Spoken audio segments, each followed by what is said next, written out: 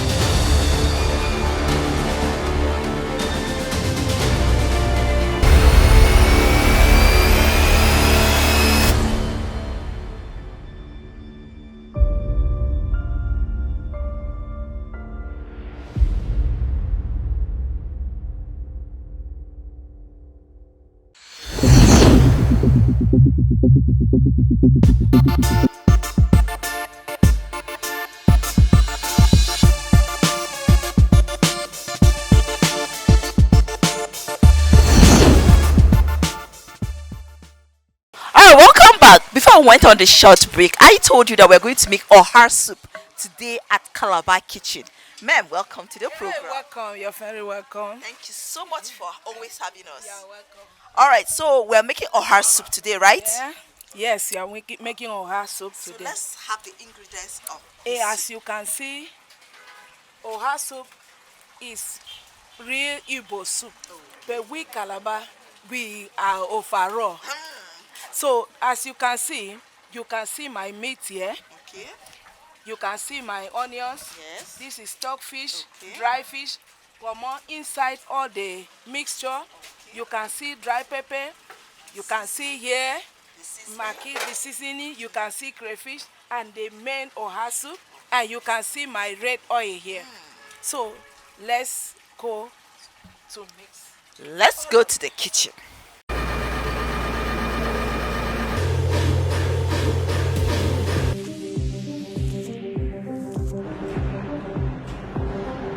Would you eat synthetic meat?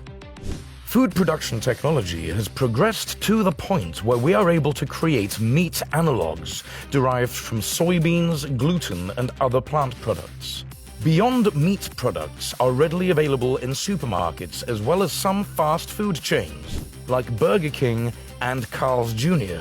If this plant-based imitation meat isn't your thing, you can simply get your protein elsewhere. Food cultures around the world have heavily featured plant-based meats such as tofu or falafel for hundreds of years. But synthetic meat is not plant-based. It's meat.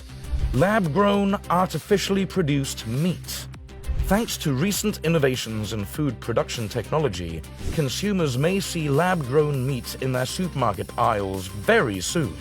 Numerous companies around the world, such as Upside in the United States and Future Meat in Israel, have been hard at work getting ready to bring their lab-grown cultivated meat to the masses. For the first time, they'll be able to say, no animals were harmed in the making of this meat product. Real meat, not harming animals. Instead, workers cultivate small clumps of animal cells in large industrial-grade vats over a period of weeks. During this time, these clumps of cells are grown or cultivated into muscle tissue or meat. Effectively, this means that Upside is able to manufacture real meat in this facility without harming any animals. But how exactly is this done? The first step of this 2 to 8 week process is extracting the cells. After giving an animal a small dose of anesthesia, they extract a small amount of cells from it. These cells are then placed in bioreactors, large steel vats designed for cell culture applications. Inside these vats, scientists can grow tissues or cells far beyond the cellular level. Inside the bioreactor, these cells are fed an oxygen-rich cell culture medium or nutrient broth to further promote their growth. This cell culture medium aims to simulate the environment inside an animal's body, and thus contains nutrients such as amino acid, vitamins, and glucose. This nutrient bath encourages the cells to grow normally as they would inside the animal. Eventually, once these cells have multiplied enough, they turn into muscle tissue or a mass resembling ground meat. To shape the tissue into specific cuts of meat such as chicken breast or a prime cut of steak, scientists introduce fat cells and connective tissue cells into the culture. This isn't just for show either. The fat cells and connective tissue enhance the cultivated meat's overall flavor. Scientists can even control the nutritional value of the meat by altering the nutrient broth the cells are bathed in during the cultivation process. Despite the massive amounts of progress they've made with their meat manufacturing process, Upside is running into the same problems encountered by the other meat manufacturers of cultivated meats. For one, the business of cultivated meat is expensive. Each state-of-the-art facility required to produce cultivated meat costs millions of dollars to construct and maintain. Couple that with the overall cost of production, and you end up with a relatively expensive product that might be a hard sell for some consumers. Thankfully, companies like Future Meat have been able to bring production costs down significantly. Recent reports indicate that each Future Meat chicken breast costs $1.70 to produce. That's in stark contrast to the $330,000 burger patties of the first public tasting of cultivated meats back in 2013.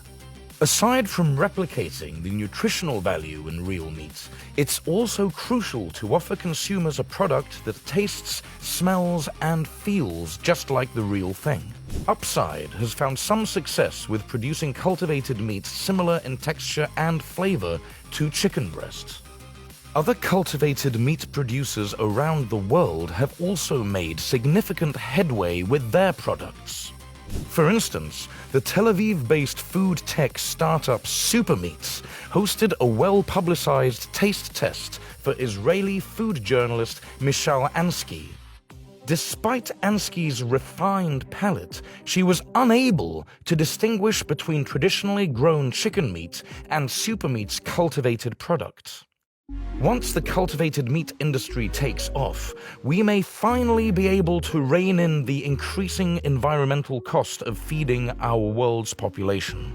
More than a third of the world's greenhouse gas emissions come from the food production industry, with a large chunk of that attributed to meat production. By offering a cleaner, lab-grown alternative, we may be able to mitigate the growing stress our ballooning global population is placing on the environment. Along the way, we might even be able to get cultivated meat similar in texture and flavor to Wagyu beef. That would be quite the delicious bonus.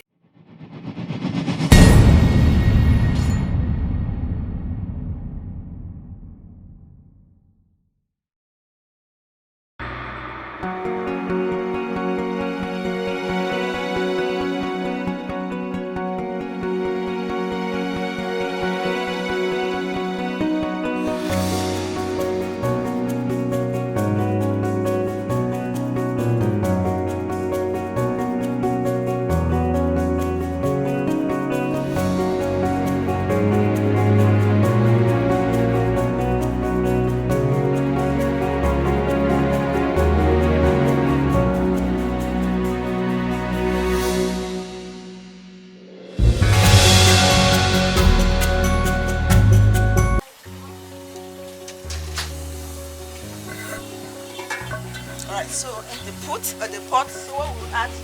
As Oil. you can see,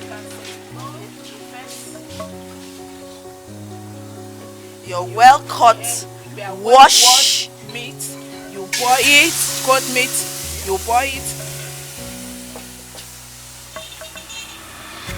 and you add a little water.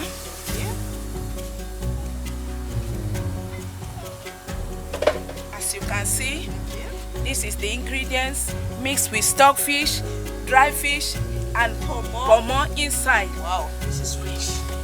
That means it's a rich soup. Very rich, very rich. Wow.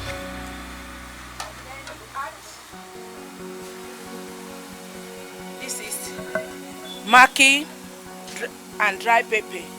Okay. Add onion. Then you add your onions inside.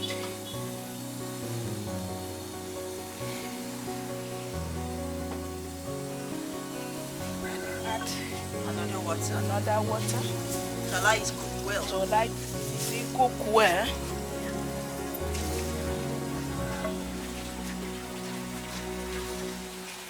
Then you cover the pot for the meat to be Well cooked cooked. well.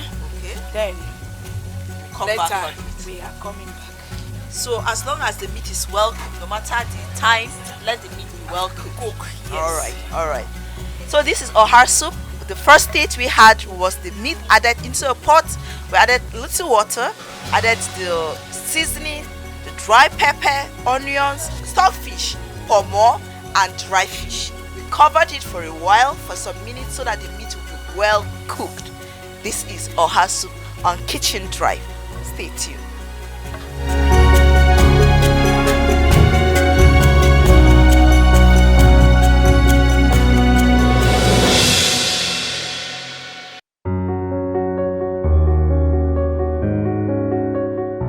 Alright. Yeah, welcome back. Yes. Just wow. Wow. Now you can see Yes. And the aroma is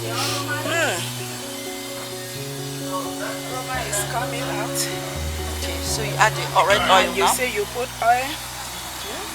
Add your oil into the soup. This is cocoyam powder. So why do you add cocoyam powder? It's thickener. Okay, it's thickener. It's thickener that will thick the soup. Cocoyam. Okay, so Cocoyam that's the powder thickener. is thickener. Some people use yam. Yam. No, you can't use yam Okay. for OHA. Okay. Either real jam or the powder bone. Oh, Yes.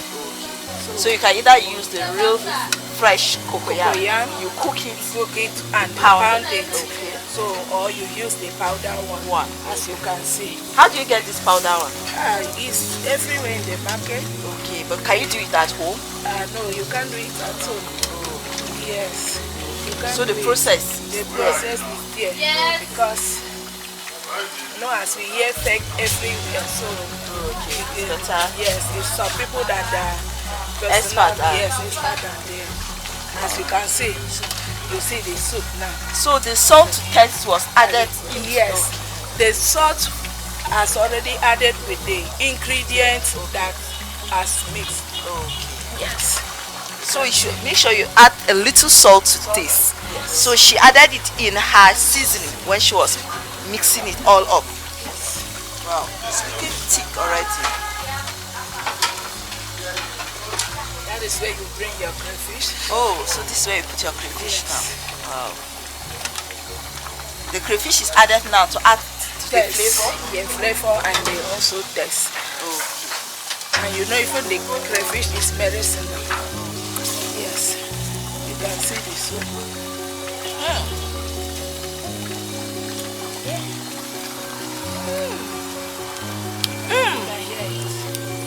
This is nice. Oh, this is nice. I see all the obstacles in it. Pomo, meat, stockfish, dry fish. Who no like enjoyment? They only get that in Africa, Nigeria, of course. All right. Now, Okay. add your garlic. So what is this? As you can see, this is called ogiri. Ogiri.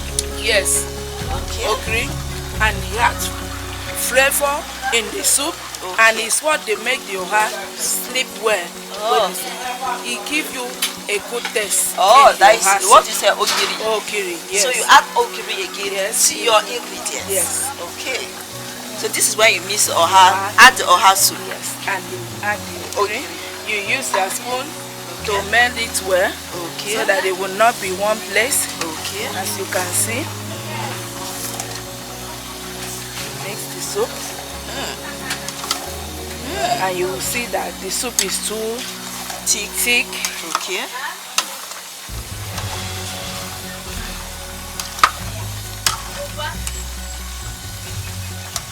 So you might add water, right? Wow. See. Okay.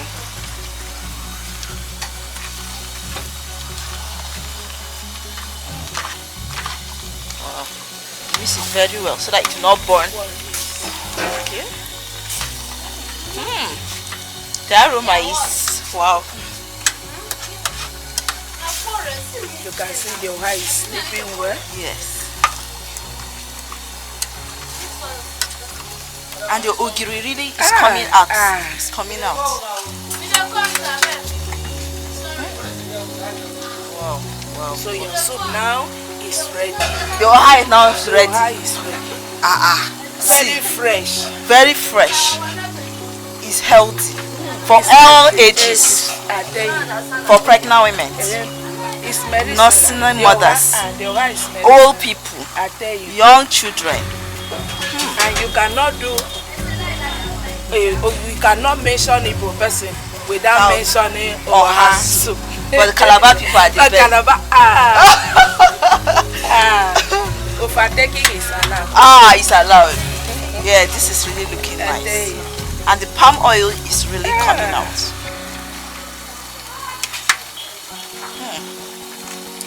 Wow, wow. So are you going to oven now, or you let it cook for a little while? Yes, a little while. Okay. Like how many minutes? Like 5 minutes time, the thing was already. Alright. This is nice. Hope you are enjoying the episode of Kitchen Drive. We're making oha soup at Calabar Kitchen. She said overtaking is allowed. Oha is mainly for Igbo people, but the Calabar people are taking charge, and I agree with it. Because with the look of this soup, it looks yummy. It looks delicious. We'll go on a short break. When we come back, of course, we'll have a taste of this soup. It's not just about the look, it's how the thought is going to justify to the soup. This is Kitchen Drive on ARCN TV.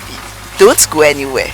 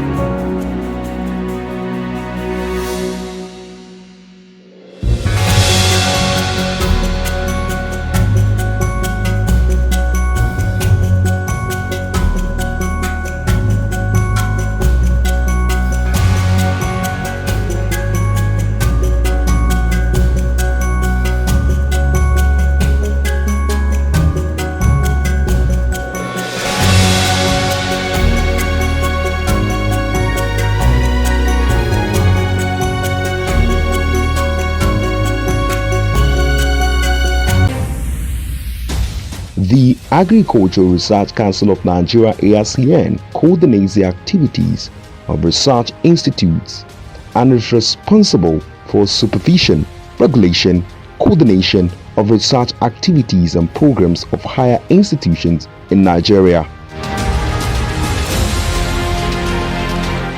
And Professor Hamidu Shaributu, since assumption as Executive Secretary of ARCN in April 2020, has solidified the transformation of agriculture in Nigeria through strategic and meaningful execution of research findings for improvement of the agricultural sector. Food Technology and Value Addition Research Program is one of the key programs of the Research Outreach Department of the National Cereals Research Institute.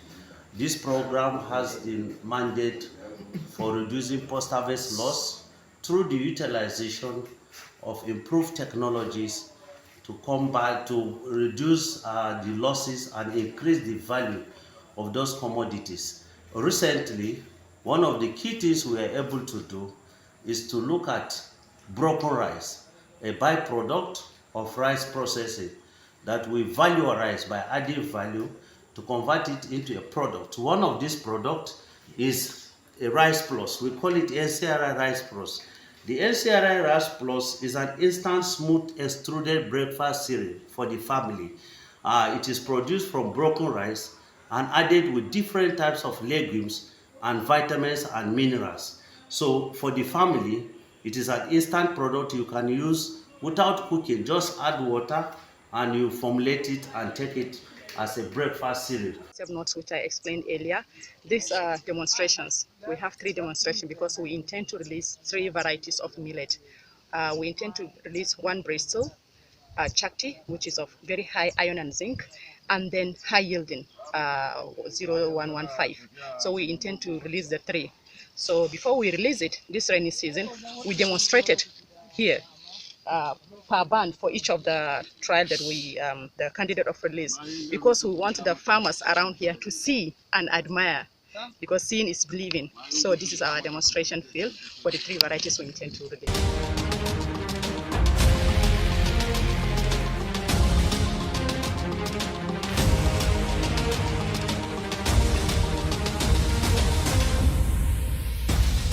Since then, Professor Shaributu has operated as visionary captain by restoring the council's glory with the first ever agricultural television and radio station in Nigeria, with well-equipped studios parading state-of-the-art equipment.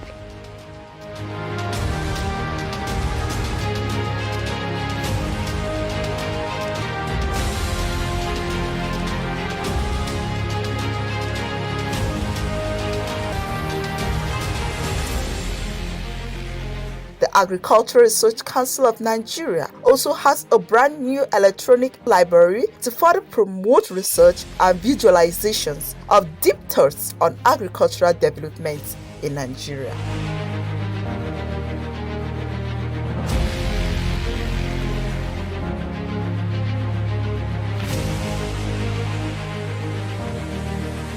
The museum, located in the Senator Abdullahi Adamu Center, is an agricultural museum saddled with the responsibility of keeping records of agricultural findings, discoveries, researches for continuity and history purposes. Now, this is the museum that we have constructed. We did this museum because we want it to be a source of information for anybody that is coming. Very soon, by the grace of God, the private veterinarians and those in government want to have their data here. And why we want it is because anybody that has interest in sponsoring any form of research or wants to do activities, once you come and click, the data of all the veterinarians will be reflected here. And I'm talking about where they are doing, how they are faring, and what are their organizations, so that we'll be able to give people, feed people the information we know at one point. The Agricultural Research Council of Nigeria is wearing a new look under the stewardship of Professor Garba Hamidu Shaributu, who says, "Alone I am nothing, but together I am something."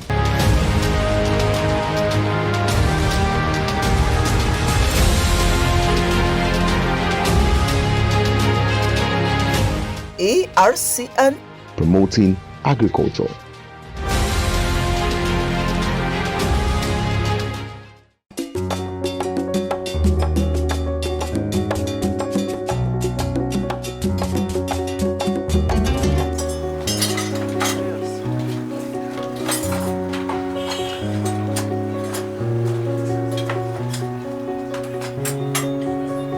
as I told you before we went on the break, I told you we are making OHA soup, and this is the outcome of the soup. It looks delicious. The cocoyam gives it this drawing taste, and then the thickener determines how thick your soup is, and you're allowed to add as much water. Your thickener determines how thick your soup is, so you're allowed to loosen it by adding any liquid so as to loosen it, and then of course have a taste of it. So right now,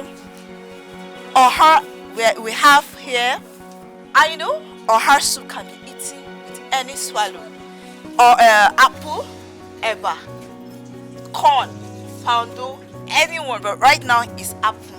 We're going to take it is where we're missing Calabar and Igbo. So I'm going to have a taste of this. You're welcome. And this looks good.